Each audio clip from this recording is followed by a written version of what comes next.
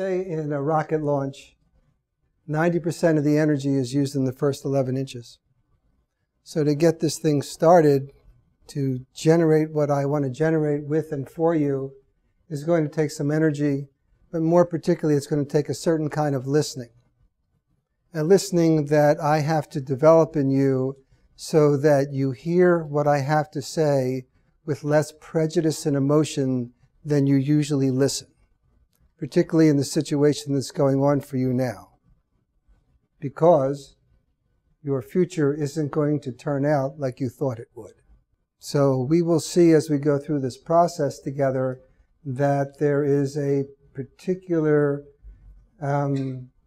alteration in the fabric of the dental industry, and you are in the middle of trying to figure it out from a paradigm that is insufficient to generate success in the future.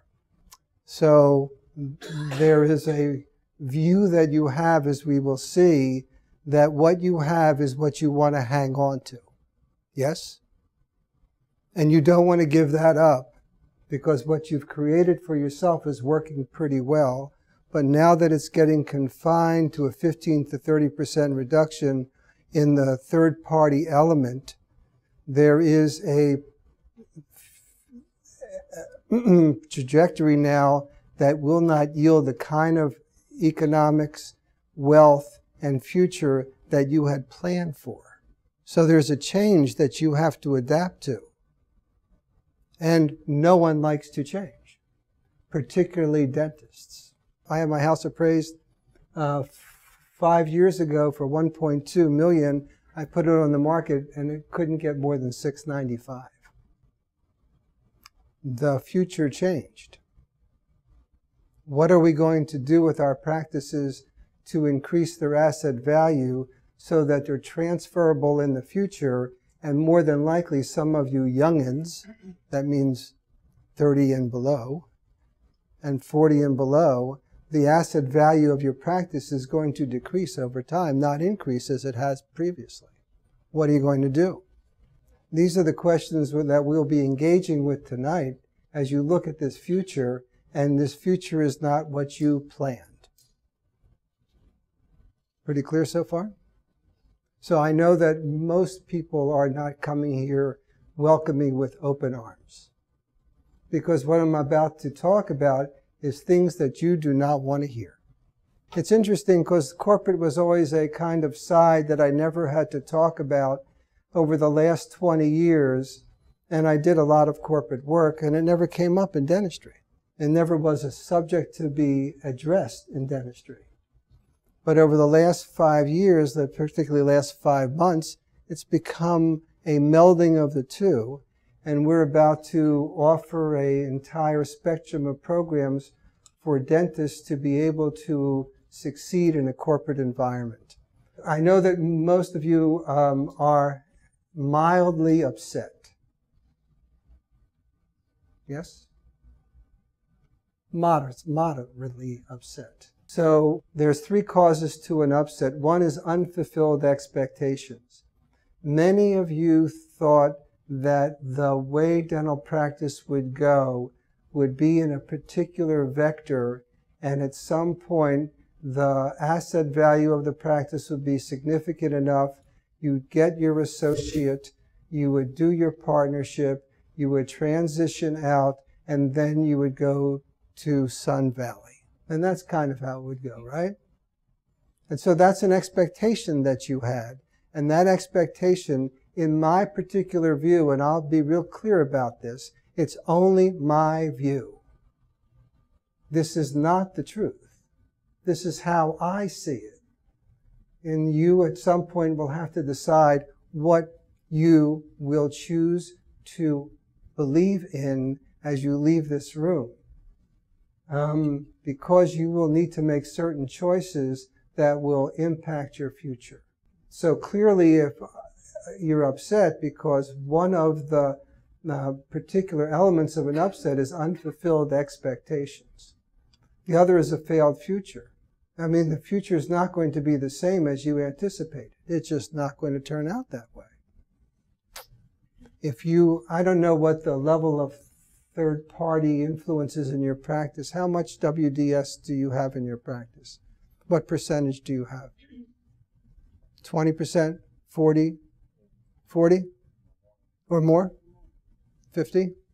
In Olympia, where we're doing a lot of work, they're 70 to 80% because they have government workers. What do you have, Greg? How much do you have? Very little. Very little? Well, I'm not a WDS person, so. Okay, so you withdrew. Okay. I never signed up. Okay. So there's going to be two camps that we're going to look at. Yeah, and one of the camps is what Greg went with, which is I'm not going to play that game. And most of the people that I've talked to who have WDS as part of their practice are playing wait and see. Let's wait and see what really happens over the next 90 to 120 days. Yes? That's how most of you are doing it? Okay. So I'm talking to the right room, yes? And I'm talking to you too, Greg, because however you get influenced by the changes that are going to occur, it's going to narrow your market. More people are going to vie for fee-for-service, which means that there'll be more competitive forces driving that as well as driving everything else, which we'll talk about tonight. So things are not going to be the same. And your future, although you have thought, I'll do this, and then I'll do restorative care, and then I'll get my CEREC machine, then I'll get my digital, and then I'll do COIS, and then I'll do Spears, and then I'll be good, and then I'll be Bouvinieres, and I'll be a happy guy, and at 65, sell the thing, and I'm gone. More than likely, and I'm saying again, this is my particular view, that ain't going to happen that way.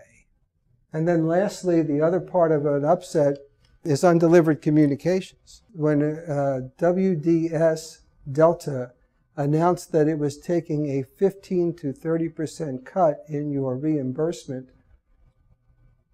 you really wanted someone to listen to you. There were a huge number of conversations going on, and Delta said, we don't care, but thank you for sharing. And then you went to Alan and his group at Washington State Dental Association, and you bitched to them, hoping they could do something about it. And because they're a political organization limited by federal and state mandates, they can't do anything about it either.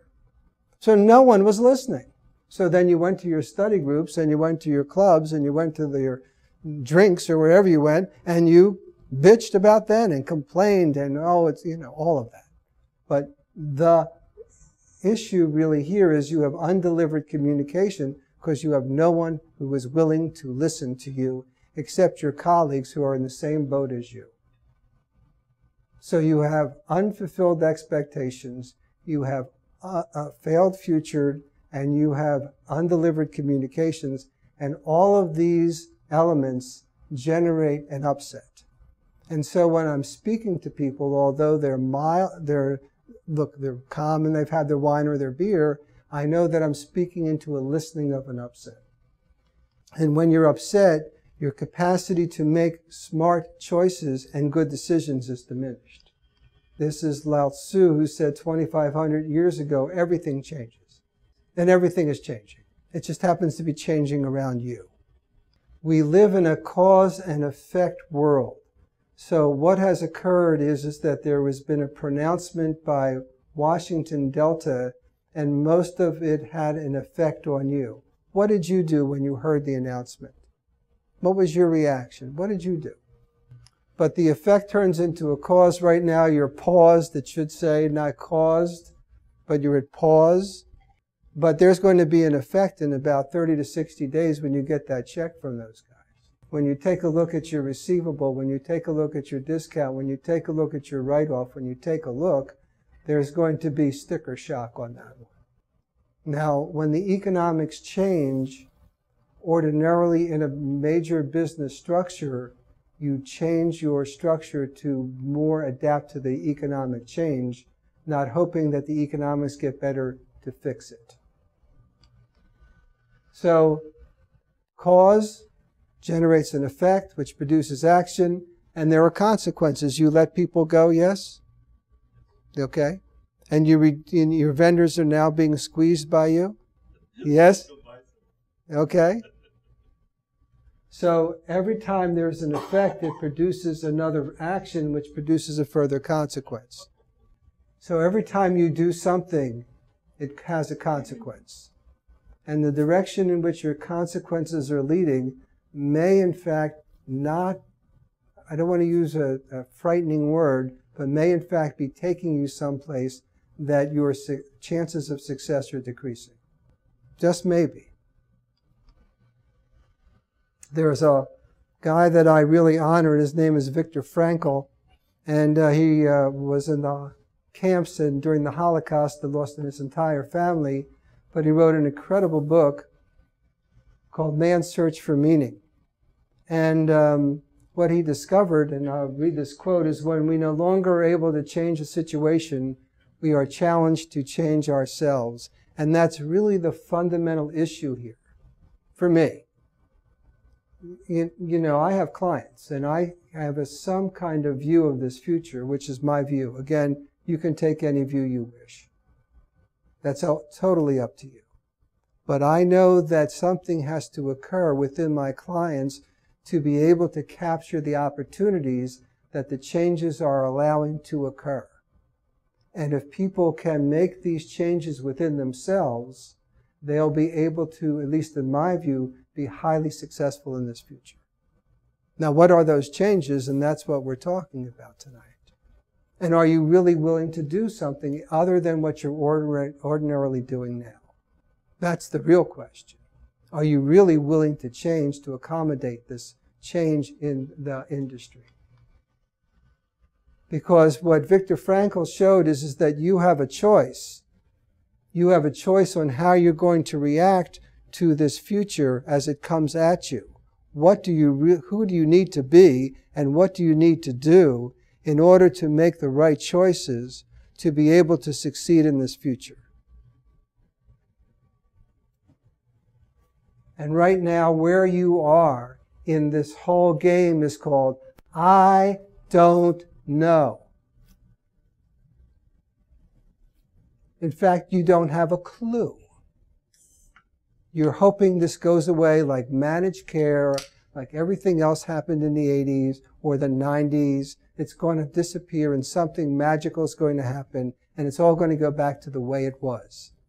My view, it ain't ever going back. Now what? What are you going to do? So the things that I've heard over the last, since before June when you all found out about this, is you're either a victim or a martyr. The victim is, oh, poor me, it's being done to me, there's nothing I can do, and I'm getting screwed again, here we go. Oh, I'm closer to retirement, maybe Social Security won't be wiped out, I'll be okay. Yeah? Pretty close, eh? And then there's the martyr. Screw them, I'm throwing out WDS, I'm going to go fee for service.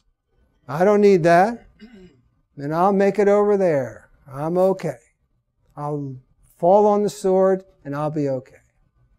That's the choices that are pretty limited.